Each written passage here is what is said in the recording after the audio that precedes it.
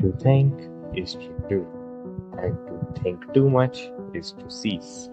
Hamlet by William Shakespeare is the representation of the same. The play follows the journey of the Prince of Denmark with the same name, whose father has been murdered by his uncle and he tries to avenge his father's death.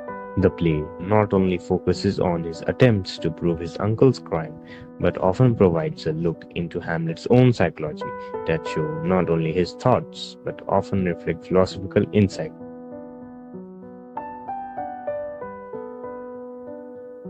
In Act 1, Scene 2, line 90, Hamlet tells his mother that I have that within which passes show.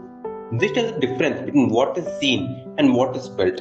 This is the epistemological crisis within the play, where truth is elusive and perception is unreliable. Hamlet says that his mourning is not an act or costume, but something which is real and he feels internally. The protagonist of this tragedy lives in a world full of mask and deception, but he refuses to conceal his true self. This theme continues in Act 1, Scene 3, Line 6, where Laertes gives advice to Ophelia about Hamlet's love, calling it a toy in blood, reducing Hamlet's feeling to temporary passion, making love itself something that could not be trusted. Few lines later, in line 59, Polonius tells Ophelia, give thy thoughts note. Speaking volumes about the world, it's speaking our mind is discouraged and silence and obedience are preferred. In Act 1, Scene 4, line 15, Hamlet remarks that the custom more honored the breach than the observance, criticizing tradition of heavy drinking. This line reveals more than a social comment for Hamlet. It reveals his growing alienation from his surroundings. This isn't just disliking party culture or drinking, it's Hamlet confronting moral relativism. Hamlet begins to see that the customs which he previously considered sacred can be corrupt and flawed. This boils down to the beginning of Hamlet's ethical skepticism, where he stops accepting inherited values and starts questioning the foundation of his world. This aligns with Renaissance thinking, where there was a shift of focus from collective tradition to individual moral judgment. Hamlet is now on the path of his own self-discovery, stepping out of the boundaries of his innate culture, and now judging the world through his own emerging sense of truth and justice.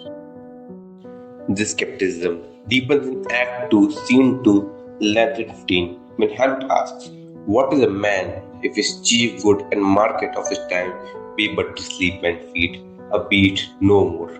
This extends his critique beyond social customs and to the very essence of human purpose.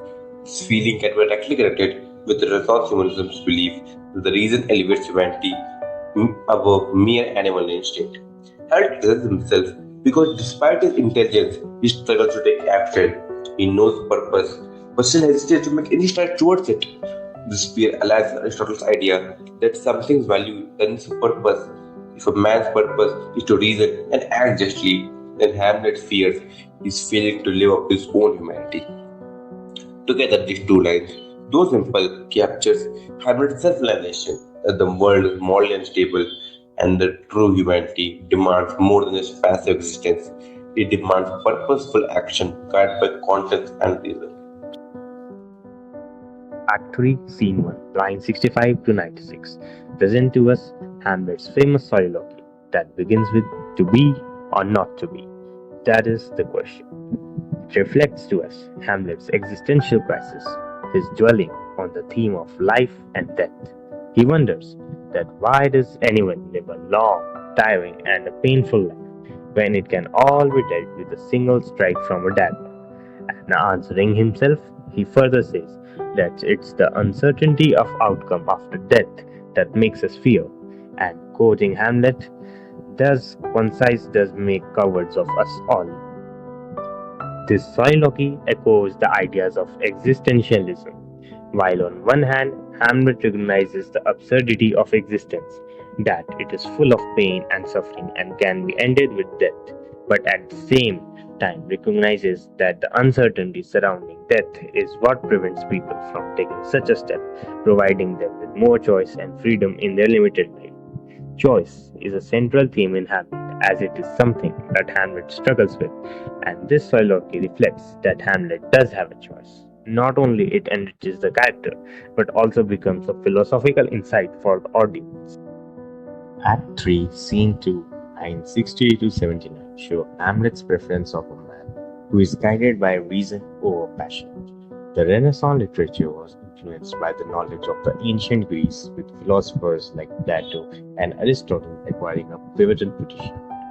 The superiority of reason over passion reflects the influence of ancient Greek philosophy, as it is similar to what Plato has said about superiority of reason as a guiding force for humans. In Act 4, Scene 4, lines 35 to 69, we see the traces of existential philosophy that were earlier reflected in Hamlet's soliloquy. In this soliloquy, Hamlet is disappointed in his inability to make a choice. He thinks but never acts, and this becomes his tragic flaw. This becomes a contradiction to the very existentialist philosophy that he preached in his earlier soliloquy, since he is not able to exercise the freedom of choice. Ultimately, this leads to his tragedy in the play. Act 5, Scene 1, lines 1 to 20 show a scene of Hamlet in a graveyard along with his best friend, conversing with a gravedigger. Before the end of the play, Shakespeare introduces one final philosophical scene that further reflects Hamlet's existential philosophy. He observes how the gravedigger sings while doing his job and throws the skull of dead people here and there, at which Hamlet wonders. The very same people who once lived a noble life now had their skulls being tossed around, reflecting on the absurdity of life. This scene becomes fitting for the character, since Hamlet's own death is near, and accepting the absurdity allows him to act, which completes his revenge. This long conversation becomes a way to develop Hamlet's character for the final scene, as well as provide philosophical thought for the audience.